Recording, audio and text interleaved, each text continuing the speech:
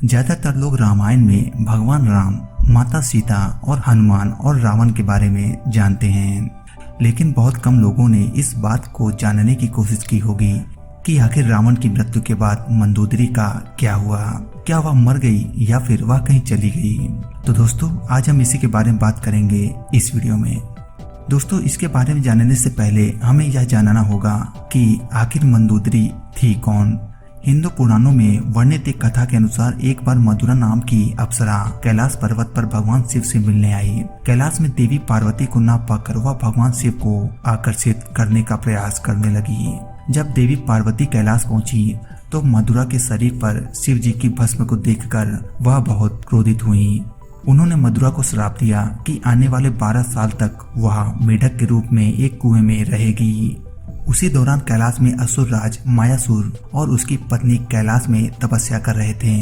वे दोनों एक पुत्री प्राप्ति के लिए तपस्या कर रहे थे। 12 साल के कठिन तप के बाद जब मंदोदरी अपने वास्तविक रूप में आई तो कुएं में ही रोने लगी। मायासुर और उसकी पत्नी ने जब मधुरा के रोने की आवाज सुनी तो उसे कुएं से बाहर निकाला और अपनी पुत्री के रूप में गोद में ले लिया। उन्होंने मधुरा का नाम बदलकर मंदोदरी रख दिया। एक बार रावण असुर राज मायासुर से मिलने आया।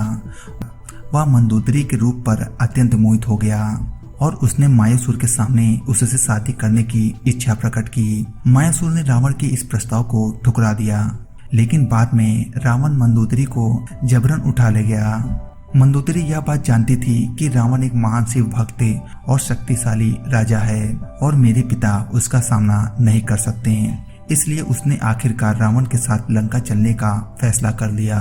मंदोदरी ने जीवन भर रावण को समझाने की कोशिश की। वह यह नहीं चाहती थी कि माता सीता रावण के कैद में रहें।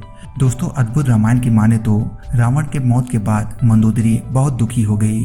तब भगवान श्री राम ने उन्हें समझाया कि वह विश्व विजयी लंकेश की पत्नी थी। उन्हें इस तरह से उसकी मौत पर हताश नहीं होना चाहिए। भगवान राम ने लंका के अच्छे भविष्य के लिए उन्हें विभीषण से विवाह करने का सुझाव दिया।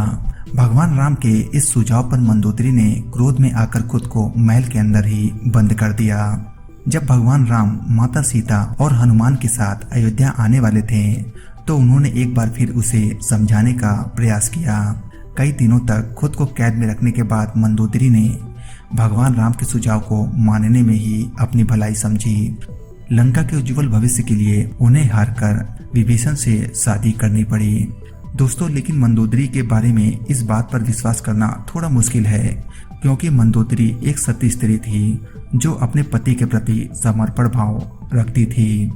ऐसे में मंदोदरी का विभीषण से विवाह करना अपने आप में हैरान करने वाली घटना है। हालांकि रामायण से इतर की रामायण में ऐसे कई अजीबोगरीब किस्से हैं जो आज भी सोचने के लिए मजबूर कर देते हैं।